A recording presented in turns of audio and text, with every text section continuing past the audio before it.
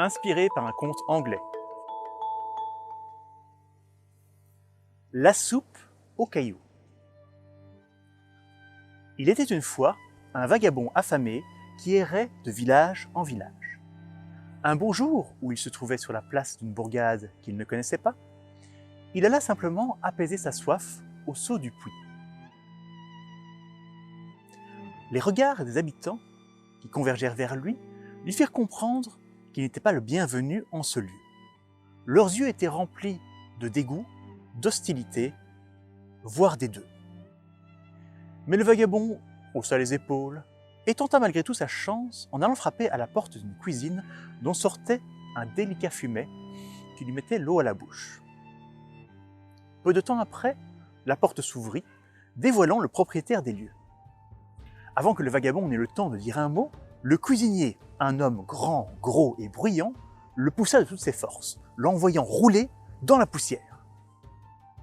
« Je sais pourquoi tu es ici, » dit alors le cuisinier en regardant le vagabond de haut. « Tu viens me dépouiller de mes bons ingrédients.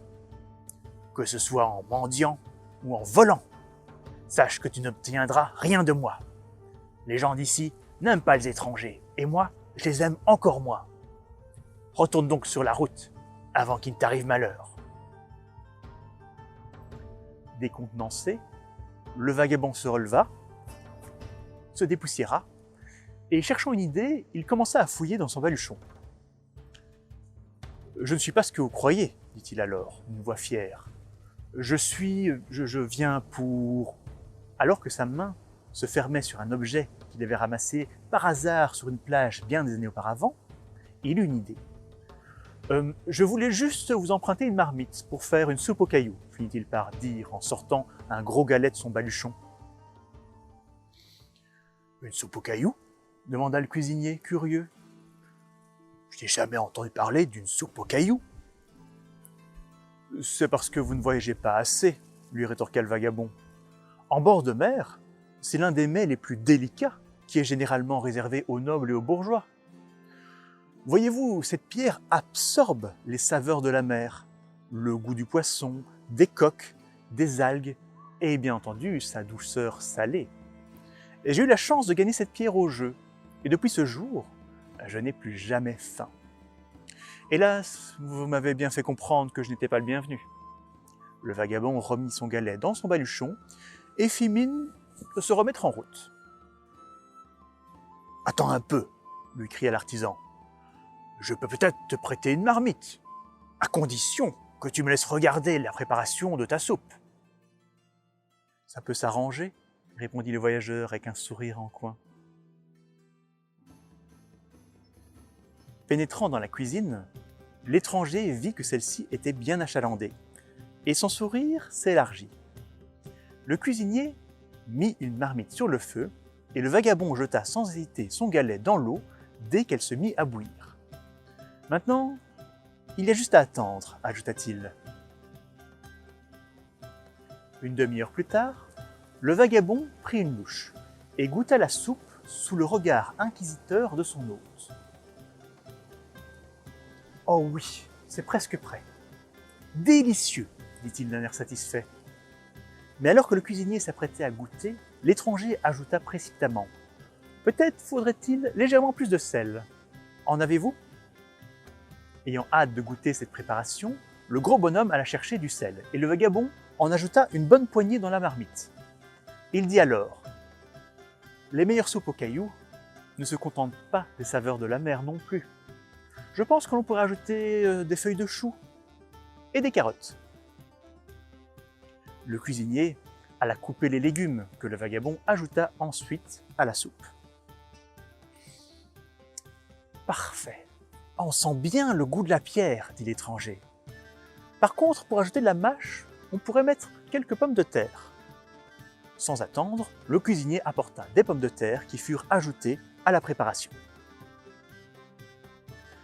Goûtant une nouvelle fois une louche, le vagabond dit « Succulent. Maintenant, si vous voulez rendre cette soupe aussi bonne pour le corps que ce qu'elle ne l'est pour le palais, on pourrait aussi ajouter quelques-unes de ces tranches de lard que j'ai vues sur votre comptoir. » C'est dans cette dynamique que pendant l'heure qui suivit, la soupe s'agrémenta de poivre, de clous de girofle, de poireaux et même de poulet. Il fallut à un moment transférer la préparation dans un chaudron de grande taille, tant elle prenait de l'ampleur. Le cuisinier dut même faire appel à un assistant. Celui-ci parla de la soupe aux cailloux à un voisin, qui en parla lui-même à l'un de ses voisins, et en 10 minutes, tout le quartier était au courant. Tous étaient curieux de goûter le résultat de cette soupe aux cailloux. Au final, comme il faisait beau, on plaça une grande table et de nombreuses chaises sur la place. Tous vinrent alors avec une assiette et une cuillère, et le vagabond, dans sa grande générosité, accepta de partager avec tous sa soupe aux cailloux. Tous mangèrent avec le sourire, et une fois le repas terminé, le cuisinier dit au vagabond « Tu avais raison, elle est délicieuse ta soupe aux cailloux. Penses-tu que tu serais prêt à me vendre cet incroyable galet ?» Oh, hélas, c'est quelque chose qui m'est trop précieux. Il faudrait me proposer une petite fortune pour que j'accepte de m'en séparer. « Je suis prêt à y mettre le prix, » cria le cuisinier. « Après tout, vous avez été tellement bon avec moi dès mon arrivée, mais une condition, vous devez toujours suivre scrupuleusement la recette que je vous ai enseignée aujourd'hui. » L'artisan accepta, et après une courte négociation, le vagabond partit de ce village avec suffisamment d'argent pour ne plus jamais avoir faim. De son côté, le cuisinier était ravi de son acquisition, et rien ne vint jamais le contredire. Il fit fureur avec sa soupe aux cailloux, et il récupéra vite son investissement. Se rendant compte du savoir-faire de certains voyageurs, il devint généreux avec tous les vagabonds et les mendiants de passage. Bien des années plus tard, ce village faisait encore à la même date un grand banquet sur la place où tous, des plus riches aux plus humbles, partageaient une soupe aux cailloux. Et tout ça grâce à un galet, de l'astuce et un peu de poudre aux yeux.